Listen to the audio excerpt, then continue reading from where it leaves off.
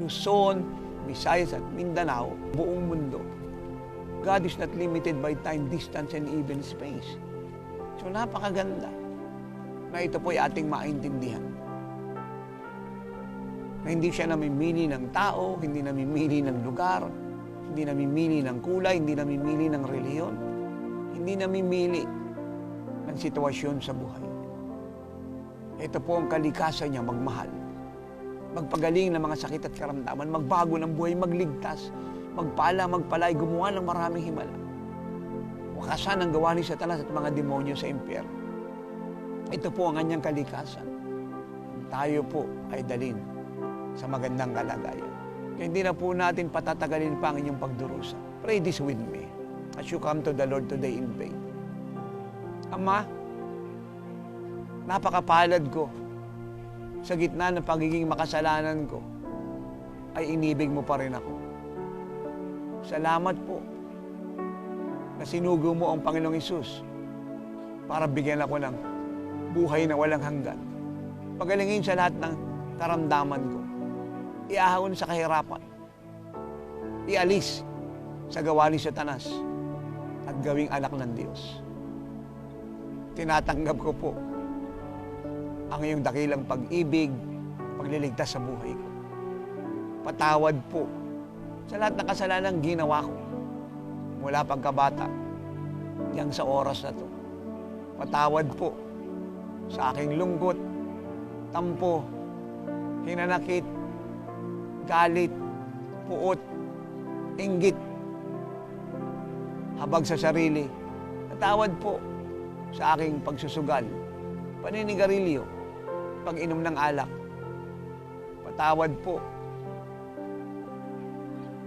sa aking paniniwala sa mga albularyo, pyramid healer, psychic healer, fake healer, false healer, at self-confessed healer.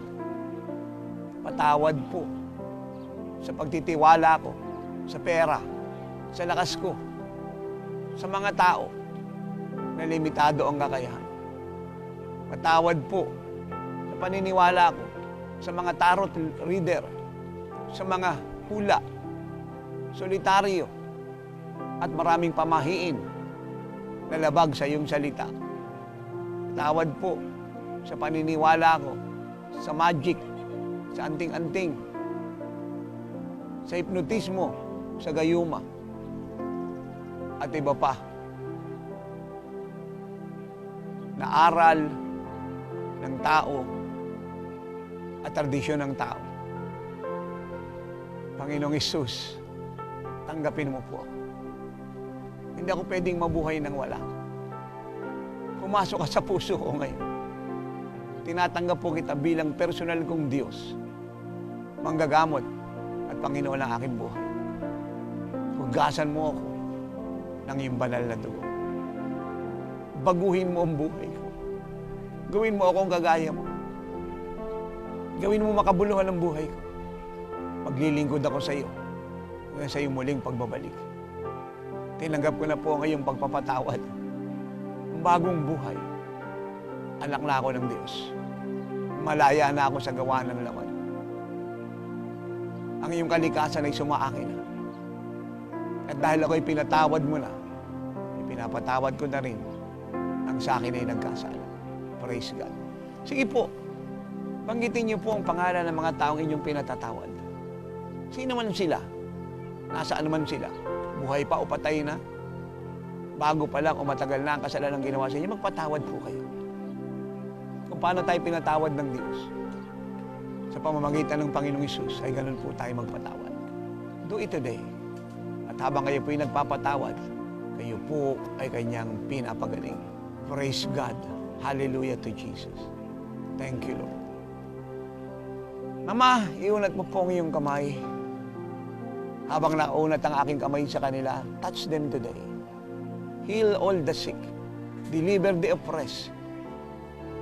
Save the unsaved. Cleanse the leper. Free the captives.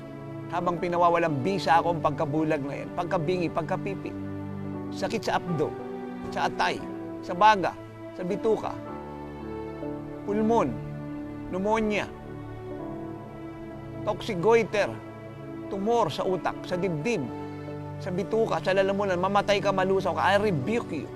Mataas na blood sugar, mataas na blood pressure, I rebuke you. Butas na puso, matakpan ka. Lumalaking puso, maging normal ka. Hika, I rebuke you.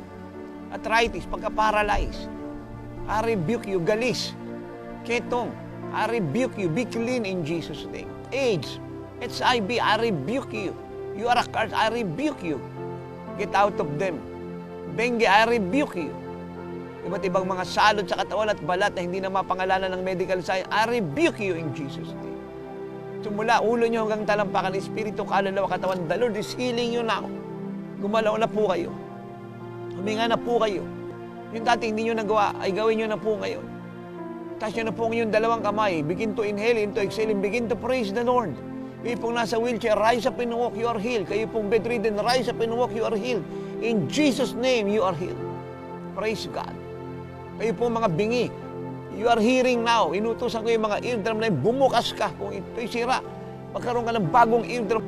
Mga kornea mo'y maging bago ko. Ito'y sira in Jesus' name. God's creative miracle be upon you now in Jesus' name. Thank you, Lord. Hallelujah. Praise God. O yan, wave niyo po ang inyong dalawang kamay and say, Lord, thank you, I am healed. I am whole. Praise God. Pamalitan niyo po oras ng himala.